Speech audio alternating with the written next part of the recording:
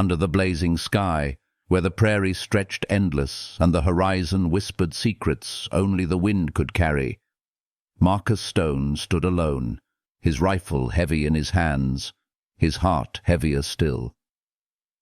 For years he had lived in silence, not the kind that soothes, but the kind that claws at your chest and leaves you gasping for a voice that never comes back. Silence of a cabin stripped of laughter. Silence of an empty crib that no longer creaked in the night. Silence of a grave on the hill where his wife and child slept beneath the cruel earth. That silence had become his prison, and he wore it like chains. He had prayed for mercy, for something to shatter the emptiness, but the heavens had stayed closed. Until today. She came crawling through the dust, tall as a legend, broken as the sky before a storm. Her shadow was larger than any woman he had ever seen, her frame trembling yet unbowed, her lips cracked from thirst, her dark eyes burning with a mixture of terror and defiance. And when she spoke, her voice tore through the air like a desperate hymn. "I am very fertile. I will have your child. I will fill your house with laughter. I will give you life, if only you spare mine." The words hit him like a bullet straight through the soul. A stranger, massive, wounded, chased by men with dust and blood on their hands, was offering him what death had stolen from him years ago: family, belonging, a chance to heal. He should have pulled the trigger, ended the madness, but instead his hand trembled. For in her plea there was something he recognized: loneliness, fierce and aching, the kind that chews through the bones until you forget what warmth feels like. Behind her, the land shuddered with the pounding of hooves. The raiders were close, their shadows spreading across the plain like vultures circling. Marcus's gut twisted. She was no wanderer stumbling by chance. She was prey, and the hunters were almost upon her. He looked at her, the blood on her leg, the dirt streaking her face, the way her spine refused to bend even in desperation, and he knew, without fully knowing why, that sending her away would kill more than just her. It would kill the last spark of life inside him. He lowered the rifle. The decision was both reckless and inevitable. Tossing a canteen at her feet, he rasped, "Drink. Then get up. You're coming with me." Water spilled down her chin as she gulped, relief and fire mixing in her gaze. She rose, towering even wounded, her steps leaving dark smears of blood in the brittle grass. The riders drew closer, dust clouds swallowing the horizon, but she did not falter. She followed him, silent, resolute, as if she had already bound her fate to his. Marcus's heart pounded with the storm of choice, life or death, mercy or ruin. But something inside him, long starved, whispered that he had chosen not ruin, but resurrection. And so, as the riders' shadows stretched across the dying sun, Marcus Stone's silence finally cracked. For the first time in 3 years, he was not alone. For the first time, he felt the fragile breath of hope moving through his grief like spring air through broken branches. And though danger thundered ever closer, there was a strange, healing warmth in knowing he no longer faced it alone.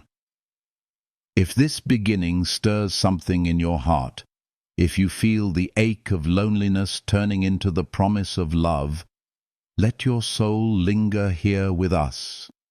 A gentle like, a kind comment, or pressing subscribe is more than a button. It is a small light you share, a piece of healing energy that allows stories like this to keep breathing.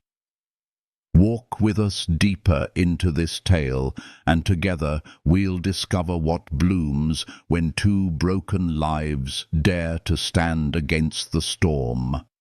The hooves grew louder. The gate creaked. And in the golden dusk, the story of Marcus and the woman too fierce to bow was only just beginning. The night pressed down on the prairie like a velvet shroud, the air heavy with dust and the faint metallic tang of fear. Inside the cabin, the firelight flickered against rough-hewn walls, throwing shadows that danced like restless ghosts across Marcus's tired face. He sat with his rifle across his knees, every nerve taut, every breath weighted by the knowledge that the riders were still out there, circling like wolves, waiting for the right moment to strike. Across from him, Ara, the giant bride who had fallen into his life like a storm, sat sharpening her blade with slow, steady strokes, the rasp of metal against stone, a rhythm that matched the beating of his heart.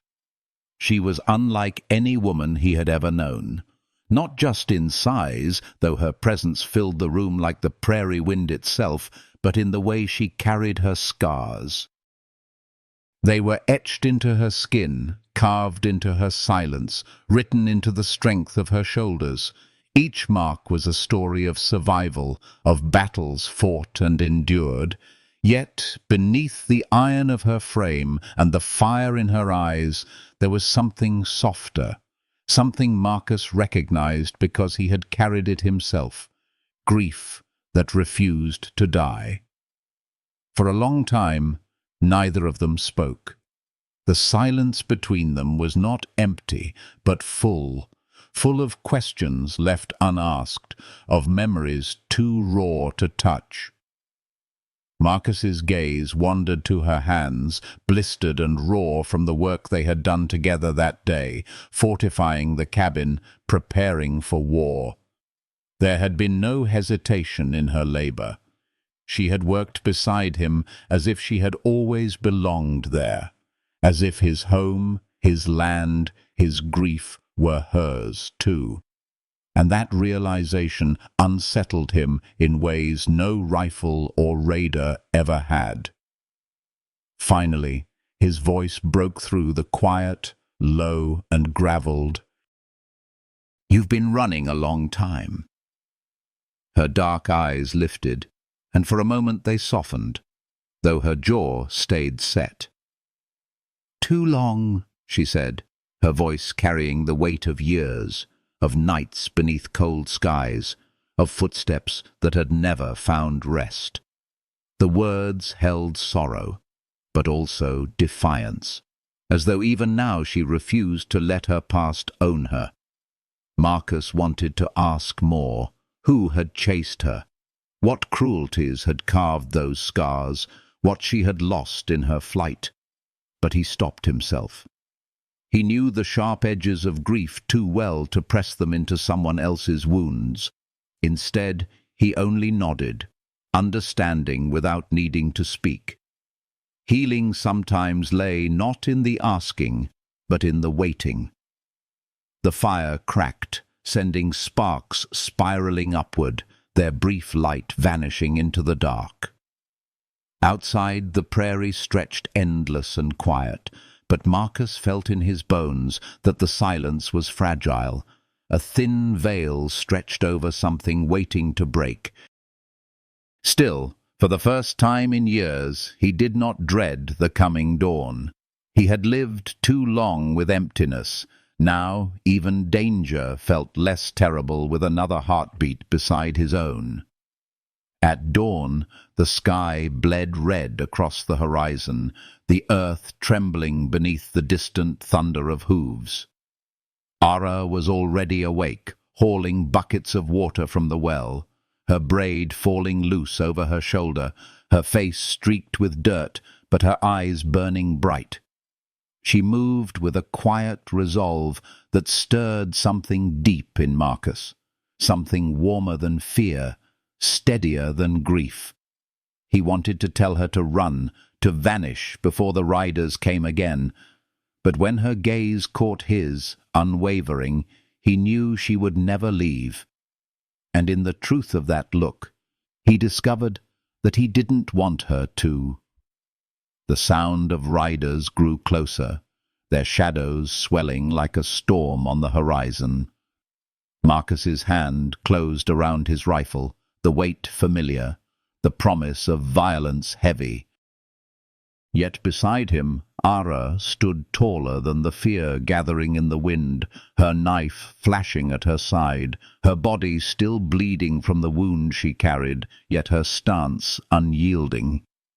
She glanced at him once, her voice steady as stone. "If this is the end, Cowboy, then we end it together." Marcus's jaw tightened, his chest rising with a breath that tasted of dust and fire. He raised the rifle, the barrel catching the light of the rising sun. "Together," he answered, the word not just a vow, but a release, a healing breath that bound their fates. The riders thundered closer, their voices sharp, their guns glinting like the teeth of some merciless beast. Yet in that moment, Marcus did not feel the silence of grief pressing him down. He felt the life beside him, the strength of a woman who had endured too much to yield now. And though the storm loomed, though death whispered just beyond the gate, there was something fierce and almost tender in the way they stood side by side, ready to face it as one. The prairie shook, the gates groaned, and as the first shot split the air, Marcus knew his days of silence were over forever. The clash came like thunder, tearing open the sky. Bullets cracked through the morning air, splintering wood, scattering dirt, each shot echoing like the drumbeat of fate. Marcus fired with grim precision, every squeeze of the trigger a vow not to lose what he had just begun to find. Beside him, Ara moved with a fury that was both terrifying and breathtaking, her massive frame lunging across the yard, spear flashing in the sunlight. She was half storm, half salvation, her voice a roar as she drove back the men who thought she could be owned. One rider charged, his revolver blazing, his horse kicking up a spray of dust. Ara's arm pulled back, muscles coiling, and the spear she had carved from a fence post the night before flew true, striking the man from his saddle. His scream dissolved into the prairie wind as he hit the dirt. Another raider tried to circle behind her, but Marcus's rifle cracked and the man toppled, clutching his shoulder, his hat spinning into the grass. Smoke curled in the air, mingling with the smell of sweat and gunpowder, until the whole yard seemed baptized in fire and dust. The scarred leader spurred his horse forward, hatred burning in his eyes, his rifle leveled. The shot rang out, tearing past Marcus's ear, close enough to draw blood from the skin. Marcus rolled, came up on one knee, and fired back, grazing the man's leg. But it was Ara who ended the charge. She moved with a speed no one could expect, her spear flashing as she rammed into the horse's flank, sending beast and rider crashing to the ground. Dust exploded around them as the scarred man tumbled, his weapon flying free. Ara stood over him, her chest heaving, her shadow swallowing his body whole. The spear trembled in her grip, poised above his throat. For a moment, the world froze. The riders shouting, Marcus's breath caught in his chest, the prairie holding its breath. "Do it!" Marcus shouted, raw, desperate. "End this!" But Ara's hand faltered. Her scars spoke of blood already shed, of lives already taken, and something deep within her fought against striking the final blow. She lowered the spear, her voice ragged but firm. "No more. I will not be what they made me." The scarred man's bravado cracked. For the first time, he looked afraid. Scrambling, he dragged himself back to his horse, clutching his wounded leg. His men pulled him up, retreating in a storm of curses and dust. Marcus could have shot him down, could have ended the threat once and for all, but Ara stepped between them, her chest rising, her voice sharp as steel. "No." Marcus's finger tightened on the trigger, rage and fear colliding. But then he saw her eyes, dark, burning, pleading not for herself, but for him. "Killing him will not save us. It will only stain you deeper."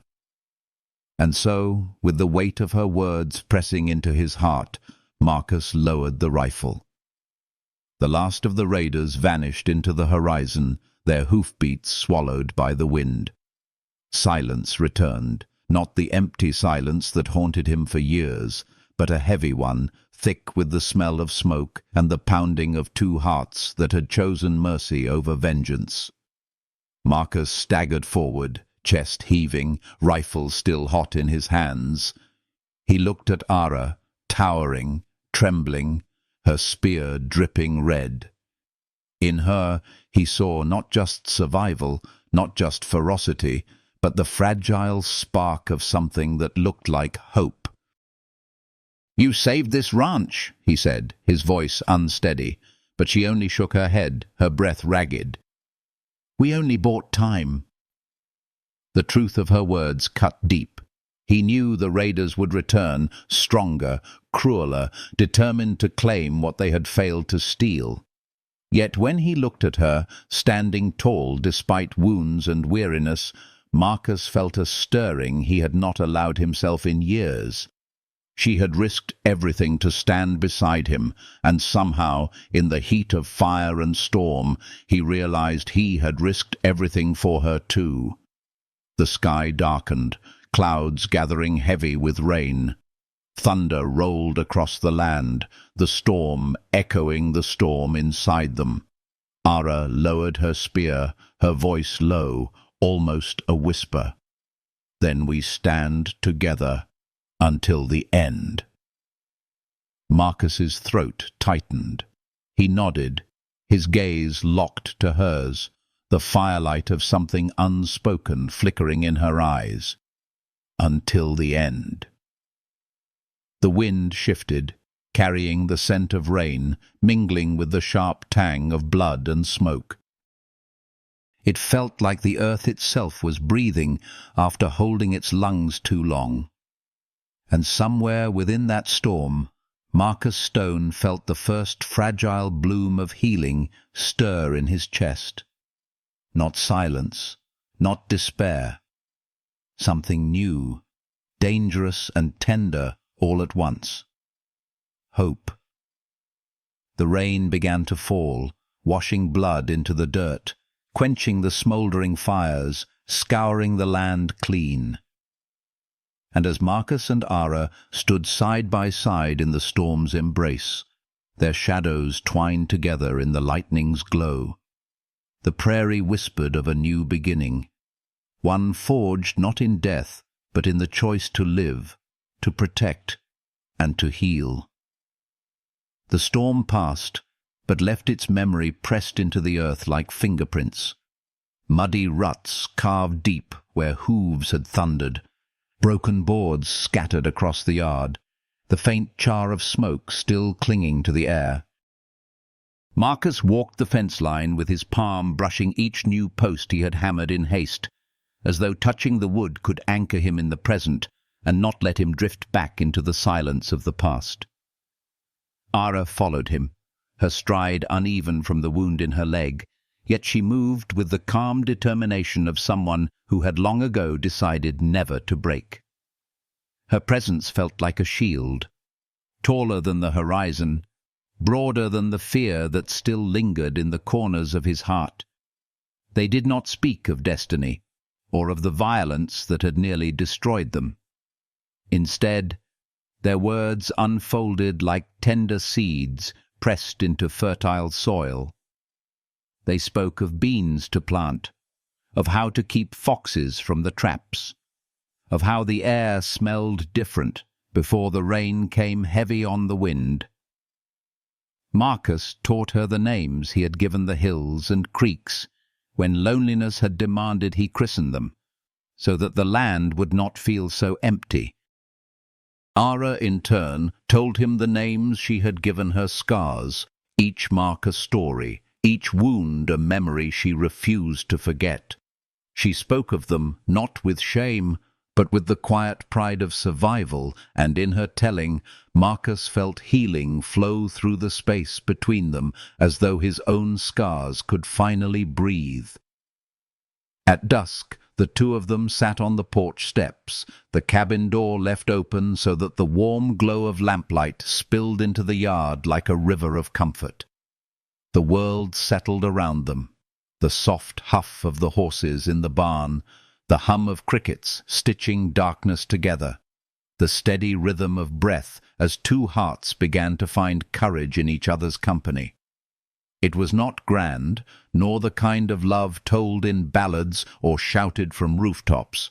It was quieter, deeper, born from mud and rain, from restraint when vengeance begged, from standing shoulder to shoulder in the face of death and choosing mercy instead. Marcus watched Ara's profile outlined against the fading sky. The lamplight kissed her scars, softened them, as if the night itself wished to heal what had been broken. He reached out without thinking, his hand brushing against hers. For a heartbeat, he thought she might pull away, but instead her fingers curled around his, strong and certain.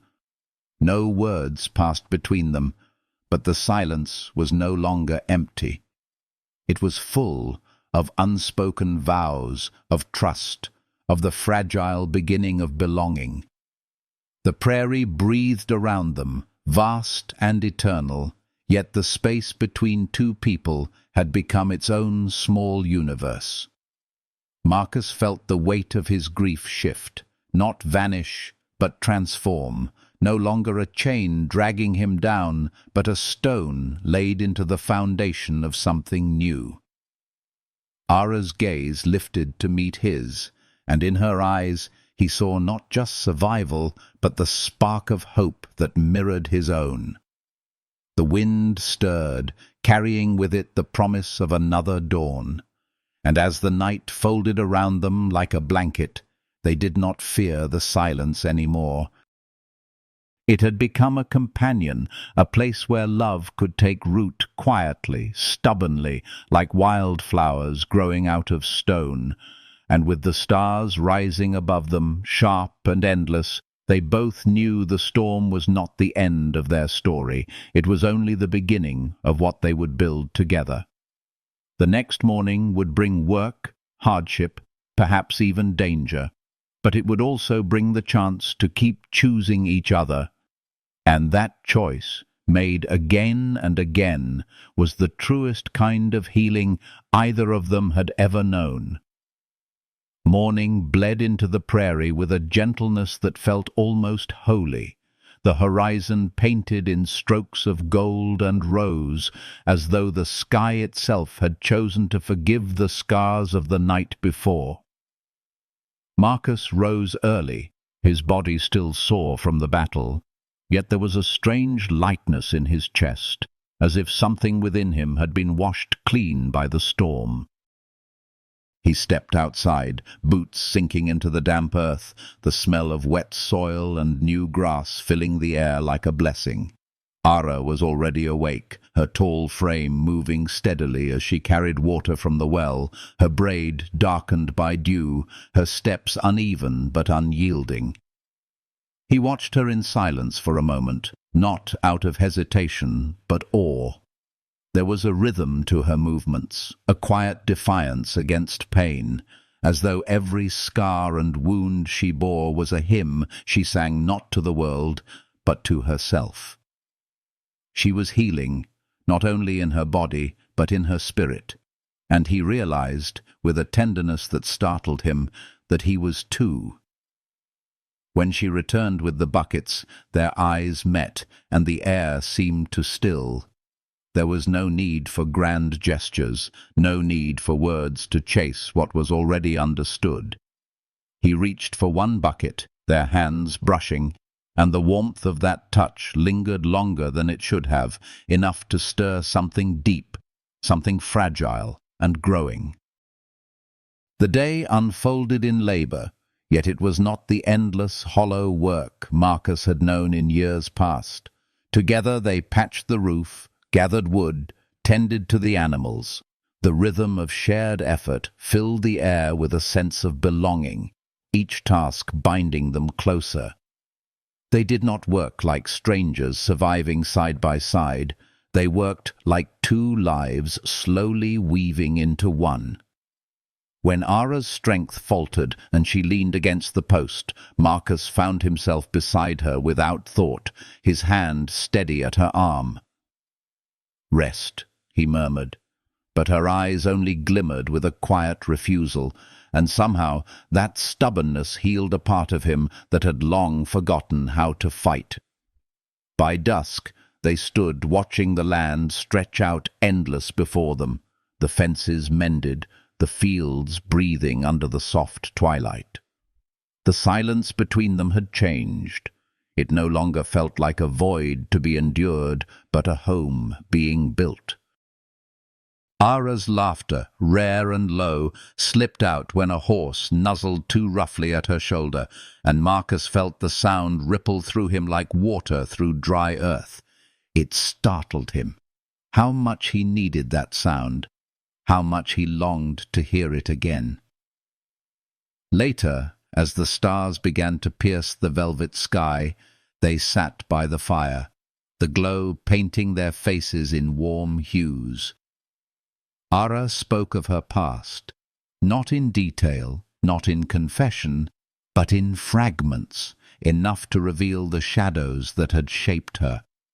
She spoke of nights running with no end, of voices that sought to chain her spirit, of memories that had carved her into steel. Marcus listened, not to fix, not to pry, but simply to hold space for her words. And in return, he found himself speaking of his own grief, of the graves on the hill, of the silence that had almost consumed him.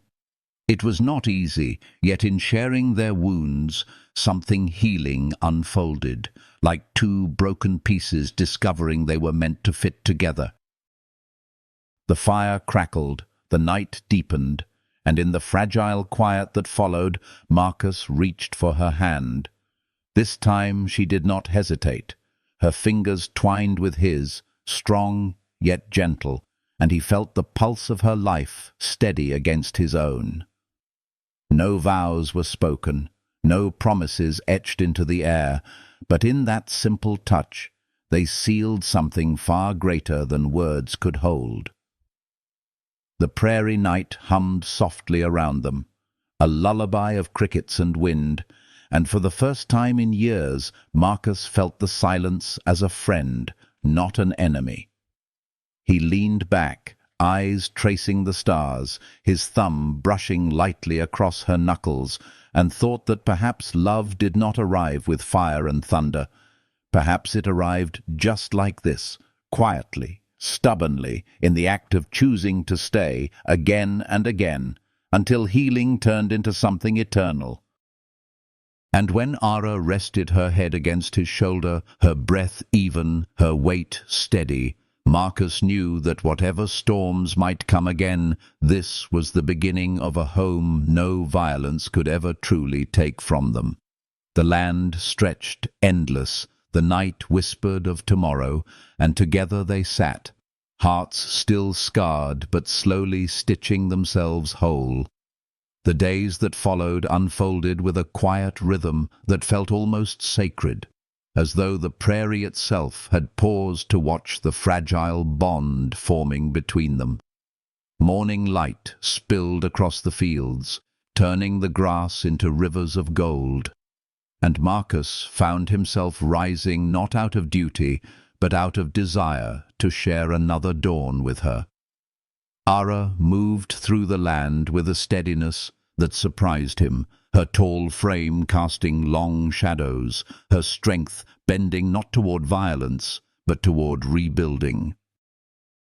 Together they stitched broken fences, gathered wood, and tended to the animals, each simple task becoming an unspoken prayer for survival and for healing. It was in the small things that Marcus felt the weight of his grief shift, piece by piece, like stones being lifted from his chest. When Ara laughed at the stubborn mule refusing to budge, when her calloused fingers brushed his as they both reached for the same plank, when her gaze lingered on him in the fading firelight. These moments pressed into him deeper than any wound had ever cut. They were the kind of moments that made silence not an enemy, but a companion, soft and warm. Ara carried her pain like a shield, but in rare, unguarded glances, Marcus caught the woman beneath the scars. The girl who had once dreamed of more than running, who had once believed in tenderness before the world tried to burn it from her. He did not pry. He only stood beside her, offering presence where words could not reach. And slowly she allowed herself to lean, not in weakness, but in trust.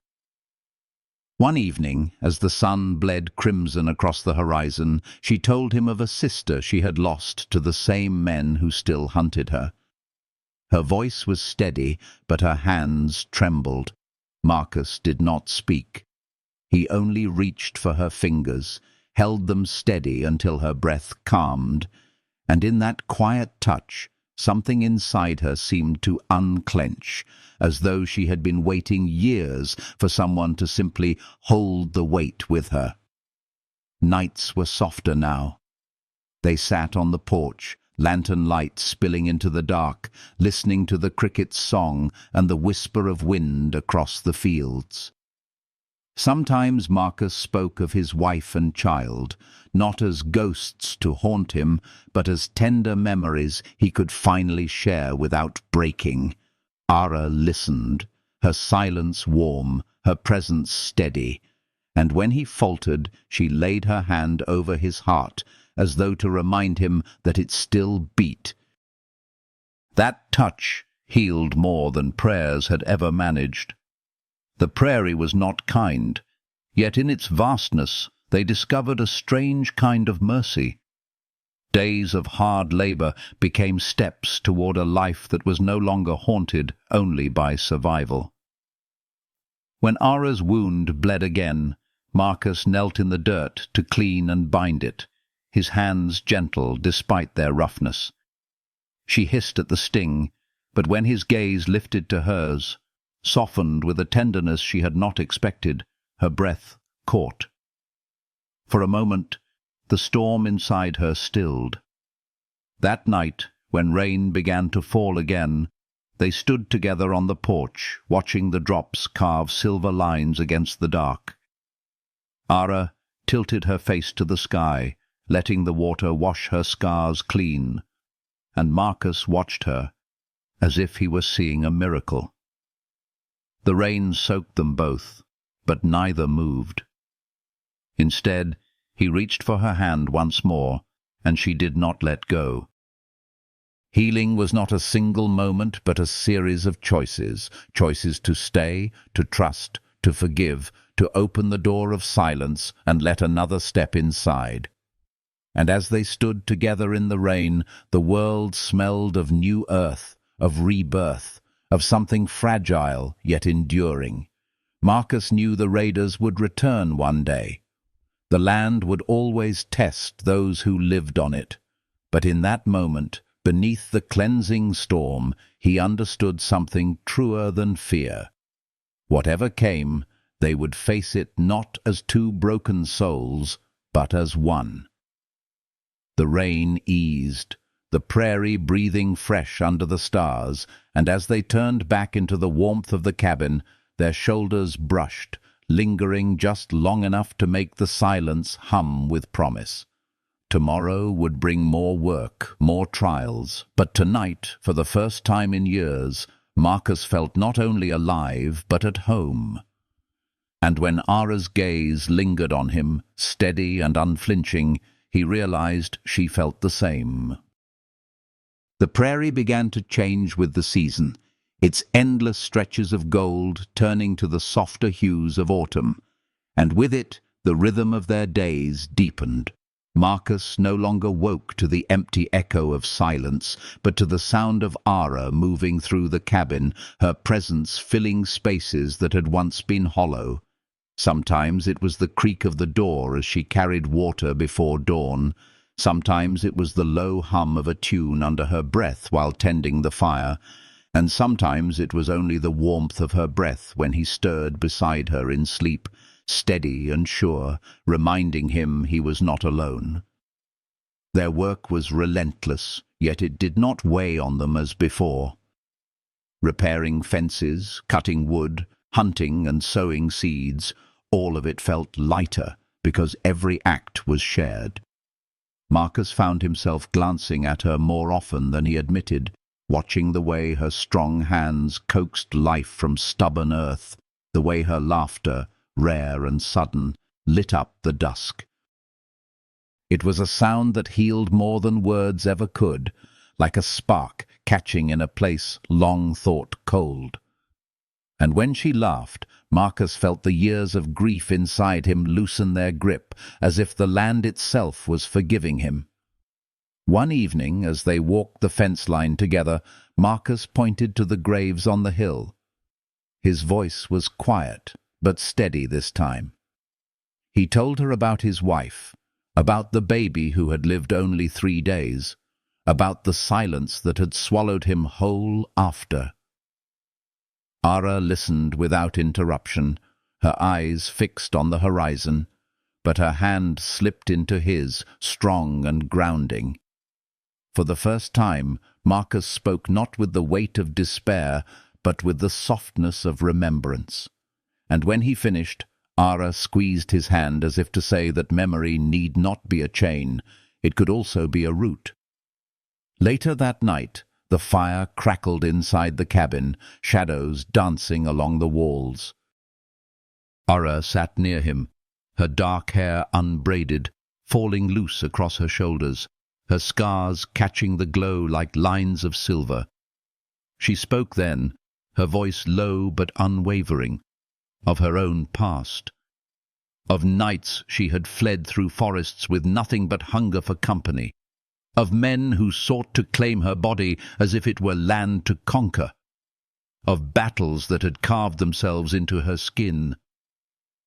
Marcus did not flinch. He only listened, his heart aching with every word, his hand steady on hers. And when she finished, when silence folded around them, he whispered only, "You're here now. You're safe."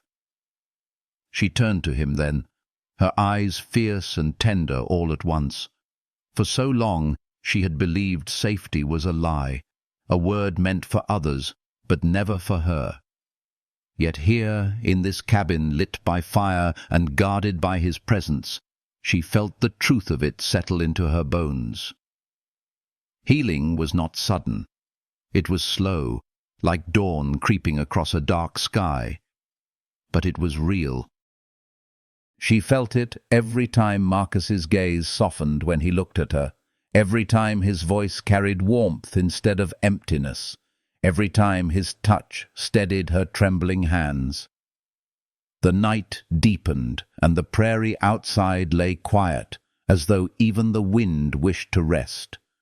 Marcus reached for her, not with urgency, but with reverence, his fingertips brushing her cheek, tracing the line of a scar, not with pity but with honor. Ara's breath caught, not from fear, but from the startling gentleness of it. She leaned into his touch, and in that simple act, 2 broken histories met, and found they were no longer fragments. They were becoming whole. Their lips met with the tenderness of 2 people who had lived too long without tenderness. The kiss slow, unhurried, filled with the weight of healing. It was not a claim, nor a conquest. It was a vow, spoken without words, that love could grow even in the harshest soil. When they finally parted, their foreheads rested together, breath mingling, hearts steadying into one rhythm. The fire burned lower, but warmth lingered. Outside, the stars spread endless across the sky, and within the cabin something eternal was being born, quiet and steadfast. Marcus wrapped his arm around her, and Ara let herself rest against him, her head on his shoulder, her eyes closing not in exhaustion, but in peace. For the first time in years, both of them slept not with one eye open, but with trust. And when dawn crept in again, soft and golden, they would rise, not as two wanderers surviving another day, but as two souls who had chosen each other, bound not by fear, but by love strong enough to heal even the deepest wounds. The days stretched into weeks, and the prairie, once a place of emptiness and danger, began to look like a home reborn. The cabin no longer stood as a hollow monument to Marcus's grief. It breathed again with the quiet rhythm of two lives bound together by choice and by love. Morning light spilled across the yard where Ara worked beside him, her tall shadow falling over the land as if she had always belonged there. She carried water, mended fences, laughed at the stubborn mule, and in every small action Marcus saw a future not carved by loneliness, but by hope. The land itself seemed to soften under their care, as though the earth recognized the healing that had begun within them and mirrored it back in green shoots and gentle rains. They planted beans in neat rows, their hands brushing in the soil, the touch lingering longer each time. They shared stories by firelight, not to chase away the silence, but to make it warm, a silence woven with trust instead of fear. Marcus spoke less of the graves on the hill, and more of the hills themselves, of how the wind sang before storms, of where the deer crossed the river at dusk. Ara spoke of her scars, not as chains, but as lessons, each one proof that she had endured, survived, and risen stronger. Together, they transformed their past into something that no longer haunted, but guided, a map toward a future built with steadiness and care. Nights carried a new rhythm. The porch became their sanctuary, lantern light spilling into the dark, while crickets stitched the silence together. Sometimes they spoke, sometimes they said nothing at all, and both felt the healing in that choice. When Ara leaned against Marcus, her breath steady, he wrapped his arm around her without hesitation, and it felt as natural as breathing. There were no grand declarations, only the simple truth that in every glance, every touch, every quiet moment, they had already chosen one another 1,000 times. The raiders never fully vanished from the horizon. Shadows sometimes lingered at the edges of the land, whispers of danger stirring in the distance. But Marcus and Ara no longer trembled at the thought. They stood ready, not with desperation, but with strength born of unity. Whatever storms would come, they knew they would meet them side by side. And in that knowledge there was peace, deep, healing peace that wrapped around them like the prairie wind itself. One evening, as twilight bled into the horizon, Marcus walked the fence line with Ara at his side. They paused where the land dipped toward the graves, the small mounds softened by grass and wildflowers. He bent his head for a moment, silent, then lifted his gaze to the woman beside him. Her hand found his, and together they stood in the fading light, not bound by loss but guided by it, not broken but made whole. For Marcus, the silence no longer haunted. For Ara, the past no longer chained. They had chosen life, chosen each other, chosen love.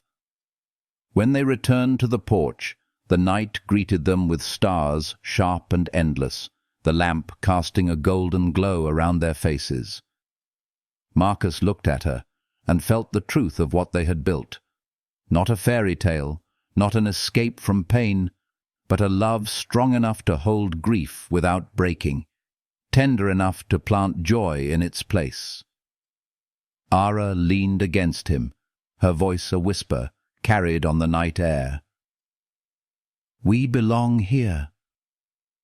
And for the first time, Marcus did not doubt.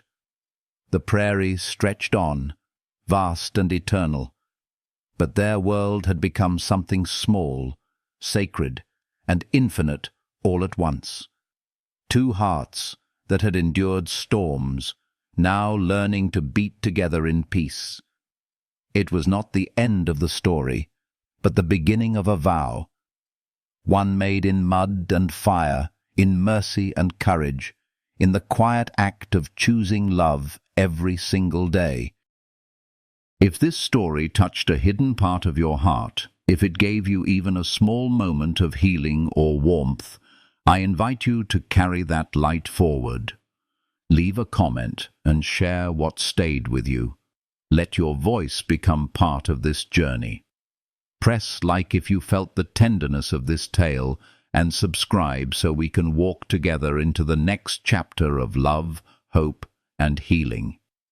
Your presence here means more than words. It is the breath that keeps stories like this alive.